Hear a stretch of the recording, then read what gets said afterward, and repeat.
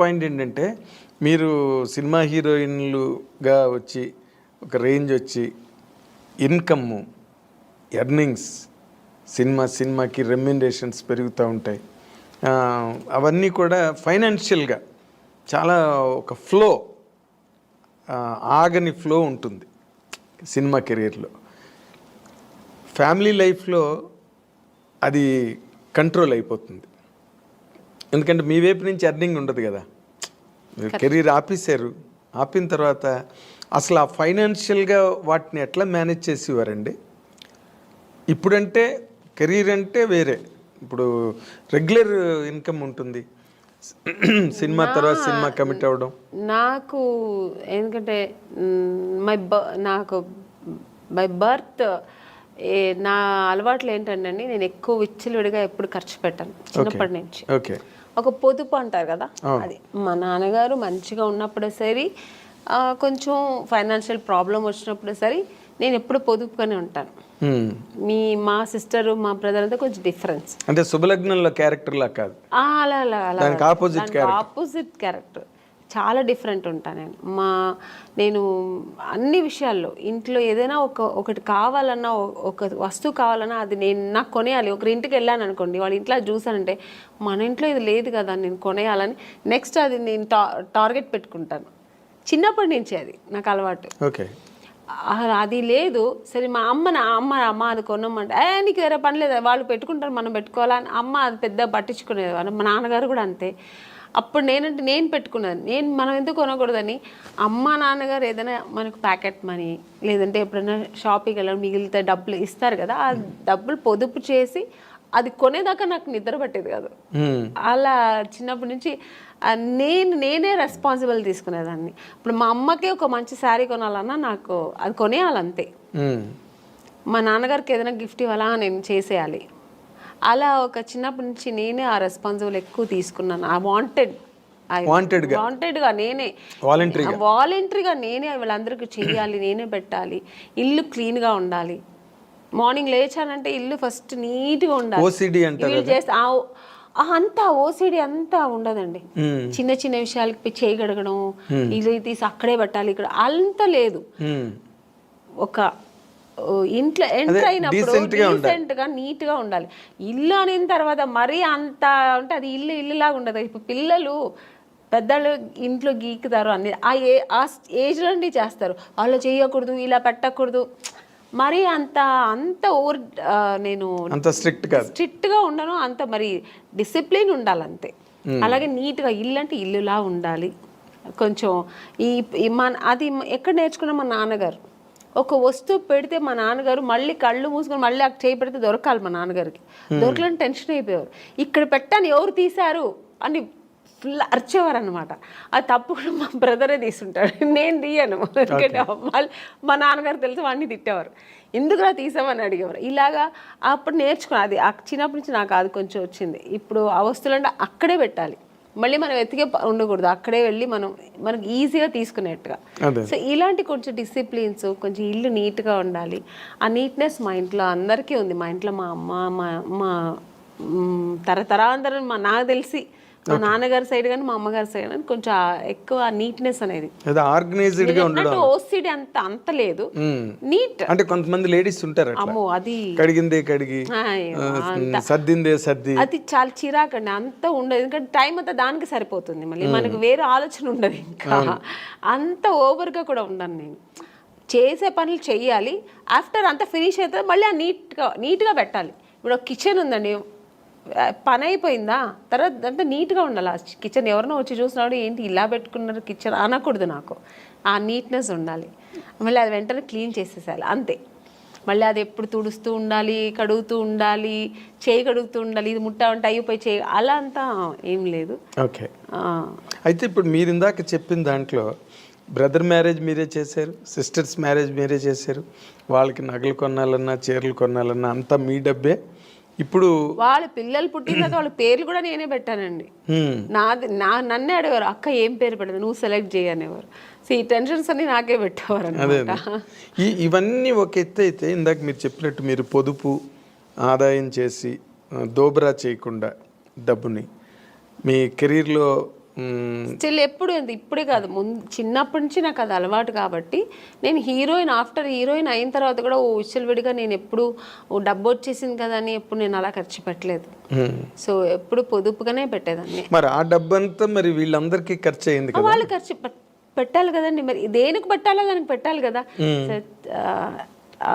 నేను నాకేంటంటే ఒకటి, నాకు చిన్నప్పుడు స్విమ్మింగ్ నేర్చుకోవాలని ఇష్టం, స్విమ్మింగ్ చేయాలని, కానీ నేర్చుకోలేదు. ఎందుకంటే మా ఇంట్లో మా అమ్మ నాన్న వాళ్ళకి అవకాశం ఉంది కానీ చేయడానికి వాళ్ళకి తెలియదు. మా అమ్మకి మా నాన్నగారికి స్విమ్మింగ్, మా నాన్నకైతే మరీ ఆర్థోడాక్స్, నన్ను స్విమ్మింగ్ పంపించాలి ఇలాంటి అంత చదువుతావా తర్వాత అయిపోయింది మ్యారేజ్, ఆ మెంటాలిటీ మా నాన్నగారు. మా అమ్మగారికి తెలియదు అవన్నీ చెయ్యాలి, పిల్లలు ఫ్యూచర్కి ఇలా ఉండాలి, ఇవన్నీ నేర్చుకుంటే అమ్మాయిలు కూడా మన అబ్బాయిలు మా బ్రదర్ వాడు అబ్బాయి కాబట్టి బయట వెళ్ళి వాడు అన్నీ నేర్చుకున్నాడు, నేను అలా వెళ్ళలేదు. ఒక సినీ ఇండస్ట్రీకి వచ్చినప్పుడు స్విమ్మింగ్ తెలుసా లేదు, తెలియదు, హార్స్ రైడింగ్ తెలియదు, ఇవన్నీ నాకేంటంటే ఇవన్నీ ప్రాబ్లమ్స్ అయ్యాయండి కెరీర్లో. అవునండి, ఇప్పుడు కొన్ని సినిమాలకి నేను ఇవన్నీ తమిళ సినిమాలో ఫేస్ చేసాం. వాళ్ళు ఫస్ట్ వెళ్ళిన మీకు హార్స్ రైడింగ్ తెలుసా, ఈ సినిమాలో ఒక హార్స్ రైడింగ్ ఉంది మీకు తెలుసా అంటే తెలియదు సార్.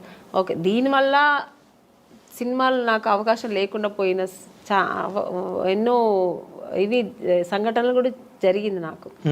స్విమ్మింగ్, అయ్యో స్విమ్ సూట్ పోడను మేడం, స్విమ్ సూట్ వేసుకోవాలండి మేడం, కాదు స్విమ్ సూట్ వేసుకోవాలి అమ్మాయి, 2 పీసెస్ వేసుకోవాలి లేదా సింగిల్ ఇలా, స్విమ్మింగ్ రాదా అంటే ఆ సినిమా లేదు, అయిపోయింది.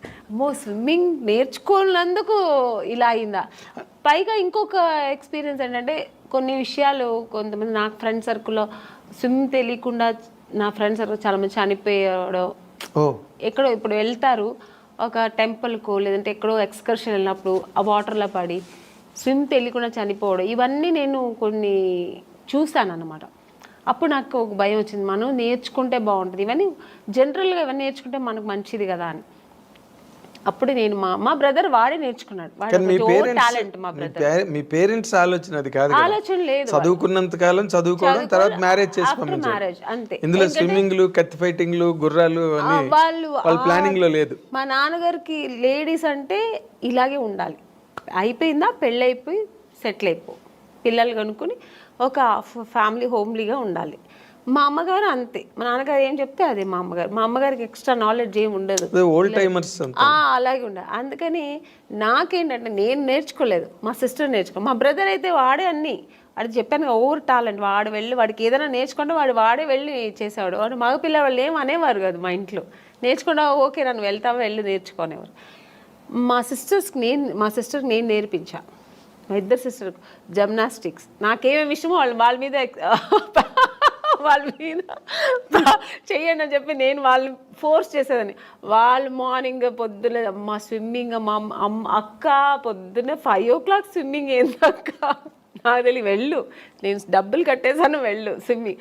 ఈ రోజు వాళ్ళకి అంత హ్యాపీ. మరి వాటి వల్ల వాళ్ళకి ఏమైనా ఉపయోగం జరిగిందండి? అవునండి, ఇప్పుడు ఒక స్విమ్మింగ్ తెలుసా అంటే సినిమా కెరీర్ లేదండి, సినిమా కోసం అన్న అవసరం. ఇప్పుడు స్విమ్మింగ్ సినిమాకనే కాదు కదండి, ఒక ప్లేస్కి వెళ్తాము అందరూ స్విమ్ చేస్తారంటే దాంట్లో మనం వెళ్ళి నాకు స్విమ్ తెలుసు అంటే ఎంత గర్వంగా ఉంటుంది కదా. అంటే సినిమా ఇష్టం కాబట్టి దాన్ని ఎక్కువ ఎంకరేజ్ చేశారు. జిమ్నాస్టిక్, మా సిస్టర్కి జిమ్నాస్టిక్, పియానో, మ్యూజిక్ అవగాహన ఉండాలి, ఇవన్నీ తెలియాలి వాళ్ళకి, జనరల్ నాలెడ్జ్ ఇవన్నీ తెలియాలి అని నేను అవన్నీ వాళ్ళకి నేర్పించి పంపించేదాన్ని. చదువు ఒక్కటే కాదు, ఇవి కూడా నేర్చుకోవాలి. బట్ టోటల్ గా ఫాదరు మదరు సిస్టర్ మీరే 3 పాత్రలు అభినయం సినిమాల్లో చేయలేదు. కానీ అనేది నన్ను పిచ్చి టార్చర్ పెట్టేదాన్ని కదా, నువ్వు నన్ను ఇది లేవు ఇది నేర్చుకో అది నేర్చుకోవాలి అని అంటుంటుంది ఇప్పుడు కూడా. అదే మీరు సినిమా కెరీర్ లో చెయ్యండి, ఫ్యామిలీ కెరీర్ లో చేశాను. త్రిబుల్ రోల్ అన్ని చేశాను. వాళ్ళందరూ అలాగే, అప్పుడు వాళ్ళకి కష్టం అనిపించవచ్చు కానీ ఇప్పుడు వాళ్ళు హ్యాపీగా ఫీల్ అవుతారు. అన్నీ మా ఒక తల్లి స్థానంలో నాకు అన్నీ చేసింది మా అక్క అని ఇప్పుడు వాళ్ళు ఫీల్ అవుతుంటారు.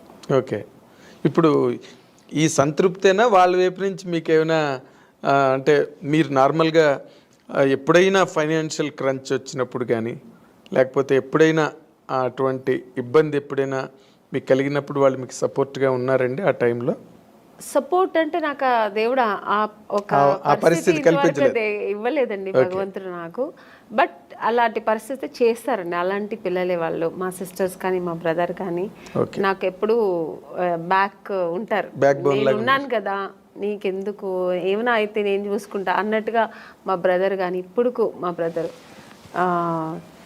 ఇప్పుడు ఏముంటాను, ఎందుకంటే నాకు కొంచెం లేట్గా పిల్లలు అయ్యారు, చిన్న పిల్లలు ఇప్పుడు నాకు ఎప్పుడైనా హెల్త్ ఇష్యూస్ వస్తే కూడా నేను వాటితో షేర్ చేస్తుంటా. ఏందో నా భయంగా ఉంది, ఇలాగా అలాగా ఫ్లైట్లో వెళ్తుంటే ఏదో సౌండ్స్ వస్తుంది, నాకు భయం వేస్తుంది అంటూ చాలు.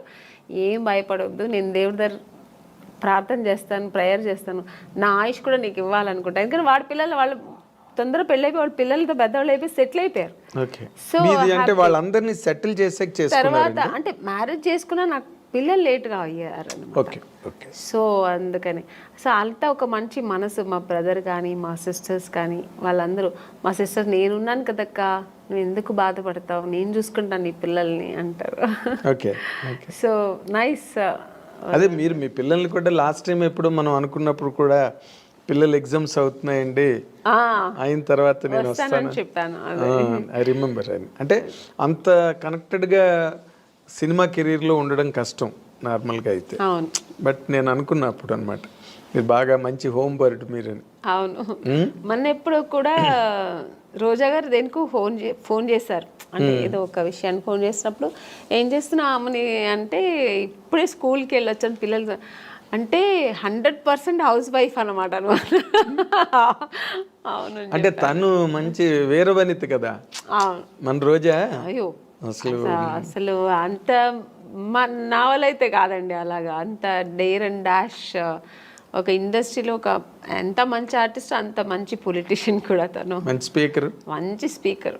వావ్, అసలు దేనికి ఎవరికి భయపడదు, ఏది మాట్లాడాలనుకుంటుందో అది అంత డారింగ్ అండ్ డాషింగ్ మాట్లాడుతుంది. సరే, తర్వాత దాని మీద విమర్శలు ఎలా వస్తాయి ఏమొచ్చే తర్వాత విషయం, కానీ ముందు మాట్లాడాల్సి ఏమనుకుంటారో అది మాట్లాడేస్తారు, ప్రవాహంలో మాట్లాడేస్తుంది. అయితే మీ ఇందాక coming back to the point, ఇప్పుడు మీరు